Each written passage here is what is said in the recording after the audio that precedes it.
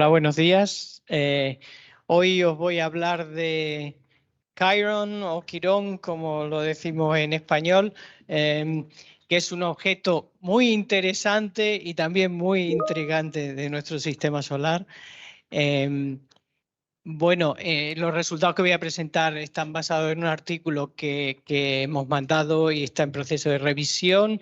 Mm, eh, la revisión ha sido bastante favorable. El revisor ha dicho que está bastante bien en general, solo hay que hacer algunos pequeños cambios. Esperamos que entonces que se publique pronto. Mm, ¿Qué os puedo decir de Quirón? Para los que no sepáis absolutamente nada, pues primero que es un centauro. ¿Y qué son los centauros? Pues los centauros son objetos del sistema solar transicionales. Están situados entre Júpiter y Neptuno. Su órbita está confinada, es decir, su perihelio y su afelio están entre las órbitas de Júpiter y Neptuno. Y se supone que provienen del cinturón transneptuniano. Otra cosa curiosa, importante de Quirón es que fue el primer objeto centauro descubierto de su tipo en una época en la que ni siquiera se conocía la existencia del cinturón transneptuniano, del cinturón de Kuiper. Y otra cosa también importante es que es uno de los más grandes. Quizás sea no sabemos bien su tamaño todavía, probablemente sea un poco más pequeño que Chariclo o Cariclo, que es otro centauro, el más grande, descubierto un tiempo después. Otra cosa importante de Quirón es que está clasificado también como cometa, porque en el año 90 desarrolló de manera brusca una coma y dejó de ser puntual y tuvo aspecto cometario, y entonces pues ya se le dio la designación también de cometa periódico 95P Chiron.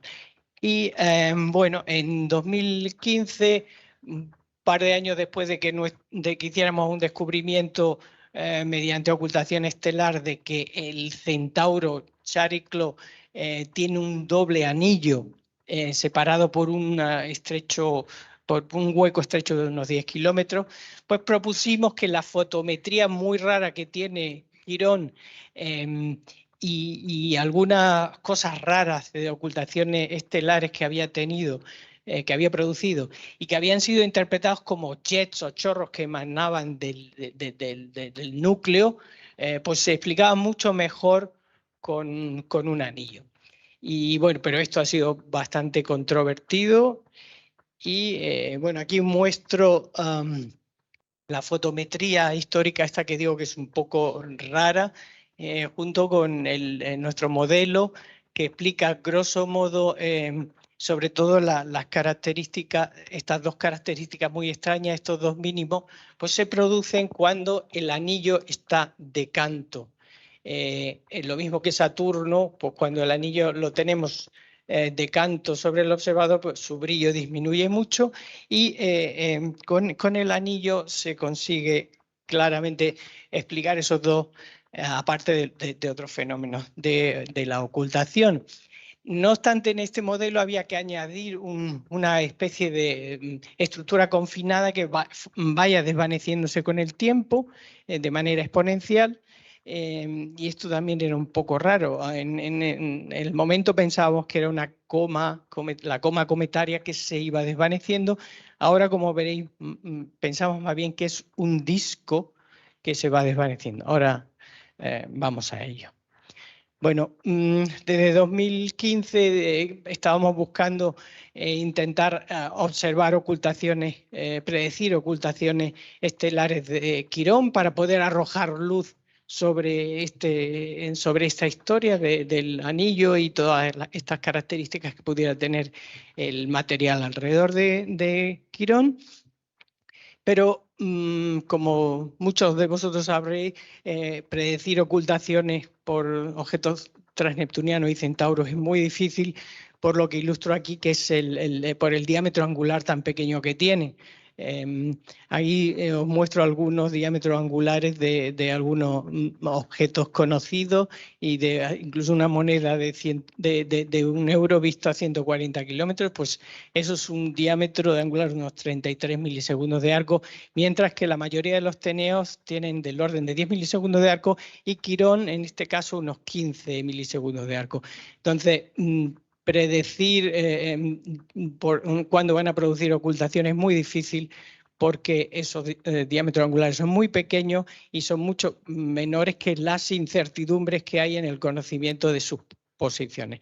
Pero bueno, hemos desarrollado técnicas y bueno, hasta 2022 no había habido grandes oportunidades de ocultaciones por Quirón. Pero a principios de 2022, dentro de la colaboración Lucky Star, calculamos que habría un evento muy favorable, con mucho potencial a final de 2022, en diciembre de 2022. Y bueno, normalmente hacemos estas predicciones de manera anual y al principio de 2022 vimos que podría ser muy interesante. Y porque la estrella era muy brillante y además el Quirón se movería lentamente y entonces se podría detectar incluso con telescopios de 20 centímetros. Incluso nos planteamos hacer una expedición, llevar nuestros propios telescopios a la zona de la franja de sombra, pero bueno, finalmente no pudimos hacerlo por razones logísticas y organizativas. Pero bueno, al menos sí que conseguimos con colaboradores habituales en Israel, pudimos organizar una campaña moderadamente exitosa. Bueno, en esta otra gráfica os muestro, en verdes están los observatorios que detectaron la ocultación. En gris son los observatorios que no pudieron observar por razones técnicas o por problemas de tiempo, meteorología, y en rojo uno que pudo observar pero que no detectó nada. En la franja que veis es la predicción. En rojos es el margen de error que teníamos en la predicción después de haber sido actualizada con la metodología que nosotros hemos desarrollado usando imágenes del Observatorio de Calar Alto. Y bueno, la predicción final y lo observado pues coincidieron bastante bien. Y bueno, pues ahora voy un poco a los resultados. Aquí muestro lo que se llama una curva de luz, que es el resultado de hacer fotometría de apertura sintética en las imágenes, es decir, sacamos el flujo de la estrella que se oculta en función del tiempo, y como veis hay 3 caídas simétricas con respecto al tiempo nominal que se esperaba, 3 caídas y luego y estas otras 3 caídas. Esto, como digo, flujo de la estrella normalizado aún en función del tiempo, pero como podéis ver, las caídas no son a cero. O sea que lo que ocultó, ya es raro ver 3 caídas, no una, y lo que ocultó no era completamente opaco porque no llegó el flujo a cero. Es decir, bueno, como veremos, esto se explica con anillos. En esto mismo, bueno, algo parecido se observó desde el observatorio de Weiss en Israel. Aquí tenemos las caídas parciales y aquí tenemos una caída que sí va a cero porque ahí sí pillamos desde Israel, sí se pilló la ocultación del cuerpo principal, que sí es opaco, y entonces pues produjo caída de flujo de la estrella a cero. Pero también hay los eventos secundarios, aunque bueno, como podéis ver, empezamos a observar tarde y no se pilló seguramente la contrapartida del evento 5, que los he numerado para posteriormente pues, mostrarlo en el plano del cielo. Es decir, si esos momentos de la ocultación los ponemos en el plano del cielo, porque conocemos el movimiento del centauro, su velocidad y su orientación en el cielo, pues si lo graficamos en el cielo, los instantes de las extinciones, de los eventos de extinción 1, 2 y 3 y sus contrapartidas simétricas, pues los tenemos aquí. Y lo mismo en el observatorio WISE. Las líneas negras serían la trayectoria de la estrella con respecto al asteroide vista desde los diferentes observatorios. Este es el de Kotamia y este sería el de WISE, y TÜBİTAK, que como mencioné fue negativo, no se vio nada allí. Y bueno, aquí es el cuerpo principal. Desde WISE también se produce la ocultación por el cuerpo principal. En los anillos que he marcado en negro está el anillo que resulta de utilizar el modelo de 2015, variando un poco los parámetros dentro de su margen de error que teníamos, y como veis, pues el anillo consigue pasar exactamente por los eventos de extinción, el anillo negro, pero es que hemos visto que hay otros dos anillos más que producen estos otros eventos de extinción y este otro. Estos anillos son concéntricos y tienen la misma orientación, pero un diámetro ligeramente más grande. En este caso estamos hablando de 325 kilómetros, aquí de 423, y esto ya serían 580 kilómetros. Los anillos en negro y azul pueden explicar bien lo que se observó en 2011, por lo que se trata de una estructura que mantiene estabilidad. Desde 2011 a 2022 sigue estando esa estructura, pero si vamos al detalle y hacemos un zoom de las zonas de mayor extinción en las curvas de luz, aquí tengo el zoom de esta extinción profunda, pues vemos que la estructura de doble anillo separada con muy poca separación, si la convolucionamos a la resolución espacial, la estructura esta que correspondería a lo observado en 2011 no es capaz de explicar el exceso de extinción por otras partes. Es decir, que hay bastante más extinción, bastante más material en 2022 que en 2011.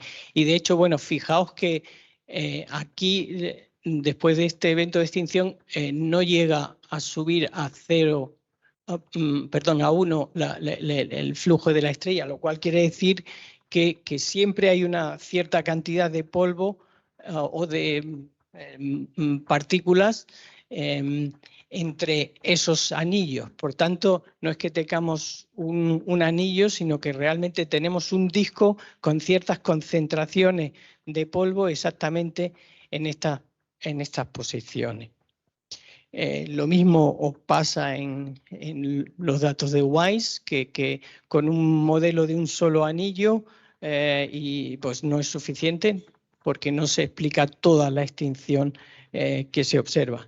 Entonces, por primera vez hemos descubierto un disco, no ya un anillo, sino un disco en un cuerpo del sistema solar. Y bueno, ¿por qué estas diferencias entre 2011 y 2022? Pues aquí os muestro la fotometría que hemos obtenido con nuestros propios datos de nuestro survey que hacemos desde Sierra Nevada, de objetos transneptunianos y Centauro. Pues esta es la fotometría que nosotros tenemos de Quirón desde 2012, y vemos que justo a finales de 2021 hay un aumento de brillo muy grande, de prácticamente 0,7 magnitudes, 0,6, 0,7 magnitudes, y ese brillo se ha mantenido, o bueno, ha bajado, pero sigue estando muy por encima del nivel de antes del estallido, y aquí fue cuando se observó esta segunda ocultación. Por tanto, la ocultación ocurrió cuando el brillo de Quirón todavía estaba bastante más alto del normal. Si el aumento de brillo de 2021 va ligado a un proceso en el que se hayan liberado pues, muchas partículas, estas podrían estar causando la extinción adicional que vemos y que no había en 2011. Y es curioso que han pasado 50 años desde el momento que Quirón tuvo su máximo de brillo en 1973 a este aumento de brillo también, y esos 50 años es precisamente el periodo orbital que tiene aproximadamente Quirón. Y bueno, no sabemos si es que periódicamente a lo mejor Quirón se encuentra algo en su órbita. Precisamente también ocurre cerca del nodo descendente de Quirón, que es cuando atraviesa la eclíptica. Pues una posibilidad es que al atravesar esa zona se encuentra con una corriente de meteoros o material de algún cometa o de algún otro objeto y produce alguna colisión periódicamente, o quizá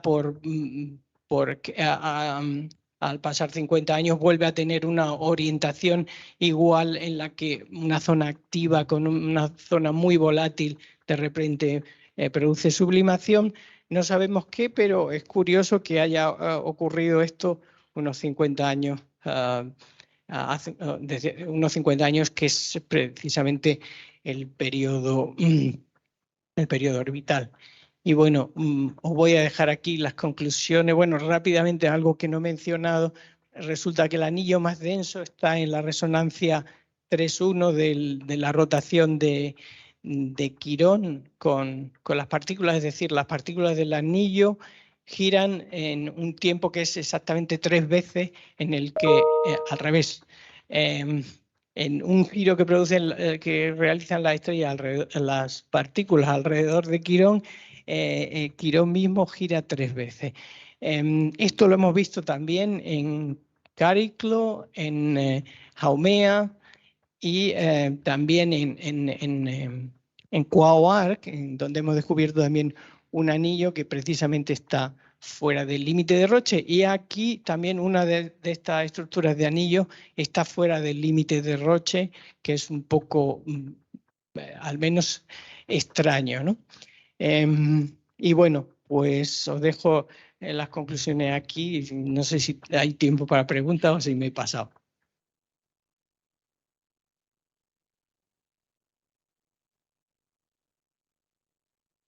Gracias, José Luis, por esta presentación tan interesante. ¿Tenemos tiempo para una preguntilla?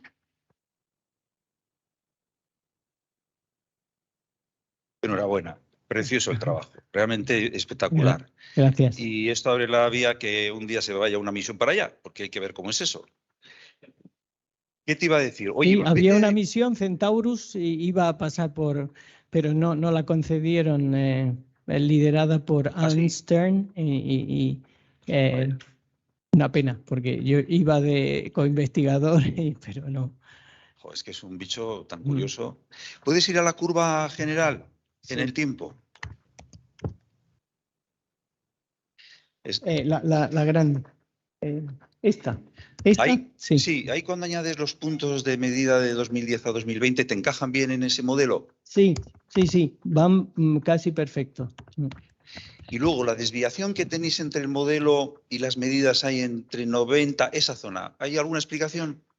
Por ahora no, el modelo que usé es extremadamente simple, ni siquiera tenía una función de fase específica para las partículas de los anillos. Obviamente hay algo que no sabemos explicar, pero también el modelo que usé era extremadamente simple. Y ya la última, dado el brillo del objeto, ¿no se han buscado en placas antiguas, fotográficas, observaciones anteriores a 1970? Que yo sepa, en placas lo único que encontraron fue antes de los 70, antes del descubrimiento, que fue en el 77, entonces estas del 73 son de placa. Pero supongo que deberían estar en las placas de Monte Palomar del año 50. Me estaba acordando Tiene de que Palomar haber. del 50, exacto. Lo que no sé si la fotometría ahí puede ser suficientemente precisa, pero sí, es buena idea intentar ir a las placas de Palomar a ver qué hay por Incluso ahí. más arriba. Hay gente que ha hecho cosas más arriba. En el tiempo, de las cartas del cielo casi. ¿Este qué magnitud tiene? 18.9. Bueno, Está un poco sí. difícil, pero En para Palomar seguro Palomar que está. sí. Sí. Porque yo las he visto las placas en Calar Alto y sí.